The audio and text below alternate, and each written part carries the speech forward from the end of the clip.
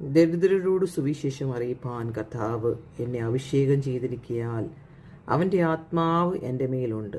ബദ്ധന്മാർക്ക് വിടുതലും കുരുടന്മാർക്ക് കാഴ്ചയും പ്രസംഗിപ്പാനും പീഡിതന്മാരെ വിടുവിച്ചയപ്പാനും കർത്താവിൻ്റെ പ്രസാദവർഷം പ്രസംഗിപ്പാനും എന്നെ അയച്ചിരിക്കുന്നു. ഹല്ലേലൂയ.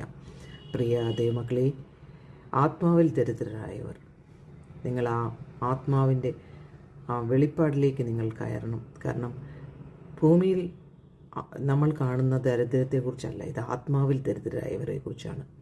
ദൈവത്തിൻ്റെ അഭിഷേകം നമ്മുടെ ഉള്ളത് കാണപ്പെടുന്നതല്ല, അത് പ്രവൃത്തിയിലൂടെ വെളിപ്പെടും. നമ്മൾ അനുഭവിക്കുന്ന ദൈവസാന്നിധ്യം അവൻ്റെ ആത്മാവ് എൻ്റെ ഉള്ളത്തിലുണ്ടെന്ന് നിങ്ങൾ അറിയണം, നിങ്ങൾ മനസ്സിലാക്കണം, അതൊരു തലത്തിലേക്ക് കയറണം. പിന്നെ ബദ്ധന്മാർക്ക് വിടുതൽ, കുരുടന്മാർക്ക് കാഴ്ച. അപ്പം എല്ലാവരും കണ്ണടഞ്ഞിരിക്കുന്നവരല്ല, പക്ഷേ ആത്മീയ കണ്ണടഞ്ഞിരിക്കുന്നവരാണ്. ബദ്ധന്മാരാണ്, എല്ലാവരും ലോകത്തിൽ ബന്ധിക്കപ്പെട്ടിരിക്കുകയാണ്, പീഡിതരാണ്. ഇവരെയൊക്കെയും വിടുവിക്കാനായിട്ടാണ് ഈ വർഷത്തിലെ നമ്മളെ ദൈവം അടുത്തൊരു വർഷം നമുക്ക് തരുന്നതെന്ന് മറന്നു പോകരുത്. നസ്രത്തിൽ നിന്ന് വല്ല നന്മയും വരുമോ എന്ന് നദേനിൽ യോഹന്നാൻ സുവിശേഷം 1-ാം അധ്യായത്തിൽ ഫിലിപ്പോസിനോട് ചോദിക്കുമ്പോൾ ഫിലിപ്പോസ് പറയണം, നീ വന്ന് കാണും, സ്വർഗം തുറക്കുന്നു, ദൂതന്മാർ കയറുന്നതും ഇറങ്ങുന്നതും നീ കാണും. 2026 നിശ്ചയമേ ദൈവ പൈതലേ, നീ തീരുമാനമെടുക്കുക.